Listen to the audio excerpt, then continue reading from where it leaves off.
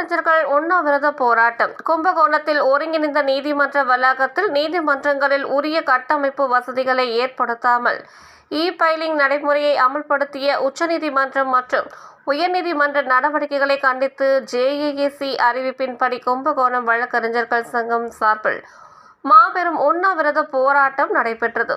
சங்க தலைவர் ராஜசேகர் தலைமை வகித்தார். செயலாளர் கர்ணன், ஜாக், போராட்ட குழு கமிட்டி உறுப்பினர் சங்கர் ஆகியோர் முன்னிலை வகித்தனர். உறுப்பினர்கள் ஜாக், துணை செயலாளர் வெங்கடேசன், சங்க துணைத் தலைவர் பாலமுருகன், முன்னாள் தலைவர் விவேகானந்தன், கலியபெருமாள், சக்கரபாணி, லோகநாதன், முரளி, வித்யா, சிவகுமார், தரணிதரன், கண்ணன், சரவணன், கென்னடி, கண்ணன், காஸ்பரோவ், ஆனந்த், இளவரசன், தினேஷ், ஆனந்த், நாகரத்தினம், பிரகதீஷ் உள்ளிட்ட பலர் கலந்து கொண்டனர்.